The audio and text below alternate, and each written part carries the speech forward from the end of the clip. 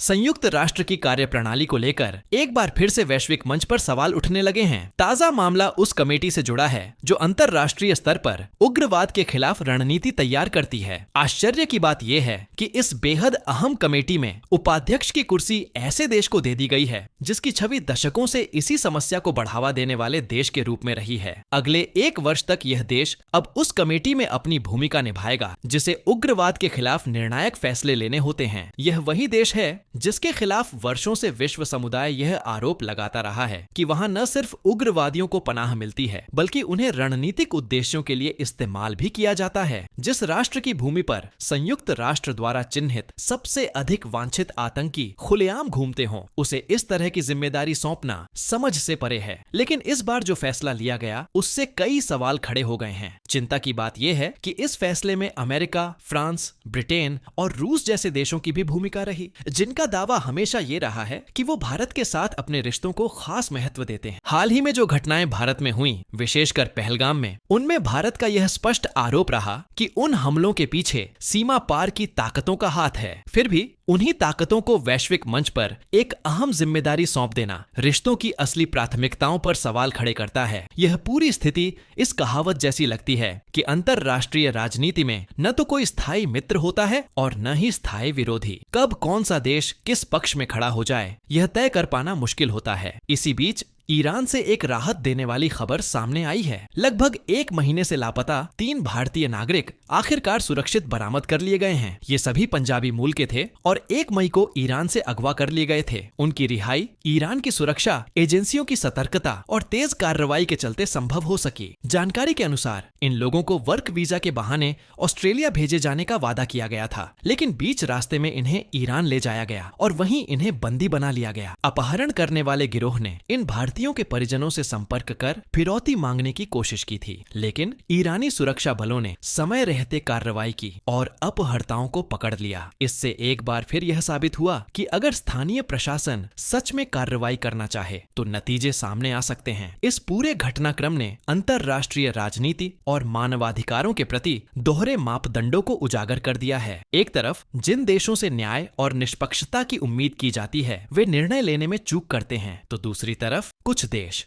जैसे ईरान एक ठोस कार्रवाई के जरिए मानवीय मूल्यों की रक्षा करने में सफल रहते हैं। यही अंतर है दिखावे की नीति और असली जमीन पर काम करने की मंशा में। टेस्ला और भारत सरकार के बीच चल रही चर्चाओं ने अब एक नया मोड़ ले लिया है। कई वर्षों से जिस इलेक्ट्रिक कार ब्रांड को भारत में लाने के लिए लोग उत्सुकता से इंतजार कर रहे थे, अब खबर यह है कि कंपनी भारत में अपने उत्पादन यूनिट की स्थापना को लेकर पीछे हट गई है। इलेक्ट्रिक व्हीकल्स की दुनिया में टेस्ला एक जाना पहचाना नाम है और जब भारत सरकार ने इसे अपने यहाँ आमंत्रित करने के लिए नीतियों में बड़े बदलाव किए थे तो उम्मीदें और भी बढ़ गई थीं। लेकिन अब जो संकेत मिल रहे हैं वे चौंकाने वाले हैं। भारत सरकार की मंशा साफ थी, जैसे मोबाइल फोन्स और अन्य इलेक्ट्रॉनिक प्रोडक्ट्स के क्षेत्र में भारत एक ग्लोबल मैन्युफैक्चरिंग सेंटर बन चुका है। उसी राह पर इलेक्ट्रिक गाड़ियों के लिए भी आगे बढ़ना है। इसके लिए केंद्र सरकार ने ईवी पॉलिसी में अहम संशोधन किया और कार निर्माता कंपनियों को प्रोत्साहन देने वाले कई प्रावधान लाए। लेकिन अब यह साफ हो रहा है कि टेस्ला का झुकाव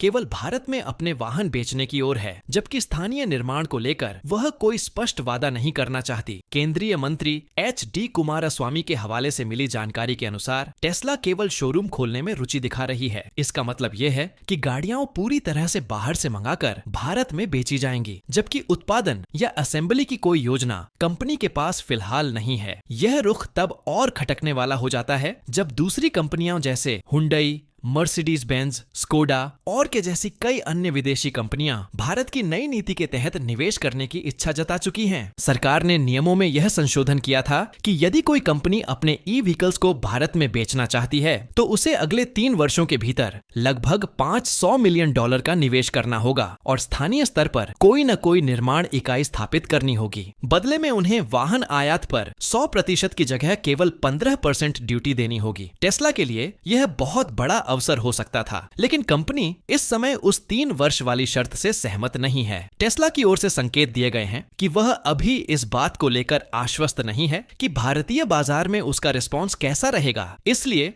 वह लंबे समय की कोई वचनबद्धता नहीं देना चाहती। कंपनी का रुख यही है कि पहले भारत में गाड़ियों को बेचकर देखा जाए, फिर उसके बाद ही कोई भविष्य की रणनीति बनाई जाए। हालांकि अभी यह चर्चा पूरी तरह से विफल नहीं हुई है, लेकिन जिस तरह से दोनों पक्षों के विचार अलग अलग हैं, यह देखना दिलचस्प होगा कि आखिर में झुकाव किस ओर होता है, भारत सरकार की शर्तों की ओर या फिर टेस्ला की मर्जी के अनुसार। उधर एक और बड़ी खबर सामने आई है भारतीय वायुसेना से जुड़े उस विमान को लेकर जिसने सबसे लंबे समय तक देश की सुरक्षा में अपनी भूमिका निभाई है। यह वही जेट है जिसे दशकों तक भारतीय आसमान की शान माना गया और अब इसके रिटायर होने की प्रक्रिया अपने अंतिम चरण में है। इस ऐतिहासिक विमान की विदाई एक युग के अंत जैसी होगी, लेकिन यह भी सच है कि नई तकनीक और नई पीढ़ी के विमानों के साथ भारत की वायुसेना एक और मजबूत दौर में प्रवेश कर रही है। भारतीय वायुसेना में वर्षों से सेवा दे रहे MiG-21 लड़ाकू विमानों को अब आखिरी सलामी मिलने जा रही है। खबरें आ रही हैं कि वर्ष 2025 के अंत तक इन सभी फाइटर जेट्स को पूरी तरह से हटा दिया जाएगा। वर्तमान में लगभग 26 से 28 MiG-21 बायसन सक्रिय माने जा रहे हैं, जिनकी तैनाती बीकानेर, राजस्थान के नाल एयर फोर्स स्टेशन पर है। यह सभी विमान साल के आखिर तक सक्रिय सेवा से बाहर कर दिए जाएंगे। भले ही इन जेट्स की छवि उड़ने वाली ताबूत जैसी बना दी गई हो, लेकिन असलियत कुछ और है। हादसों का बड़ा कारण यह रहा है कि भारत के पास पर्याप्त संख्या में आधुनिक लड़ाकू विमान नहीं है, जिसके चलते उनकी सर्विस लाइफ पूरी होने के बावजूद इनका उपयोग लगातार जारी रहा। जबकि दुनिया के कई देशों ने दशकों पहले इन विमानों को अपने फ्लीट से बाहर कर दिया था, भारत ने मजबूरी में इन्हें उड़ाना जारी रखा। ये वही विमान हैं जिन्होंने कई युद्धों में भारतीय सेना को बढ़त दिलाई और मुश्किल परिस्थितियों में भी अपना पराक्रम साबित किया। आज की तारीख में भारतीय वायुसेना की स्क्वाड्रन संख्या 31 है, जबकि जरूरत की संख्या 42 मानी जाती है। अब जब MiG-21 को हटाया जाएगा तो यह गिनती 30 से भी नीचे पहुंच जाएगी। चिंता की बात यह भी है कि तेजस फाइटर जेट्स के इंजन जो अमेरिका से आने थे, समय पर नहीं मिल रहे हैं। ऐसे में यह जरूरी है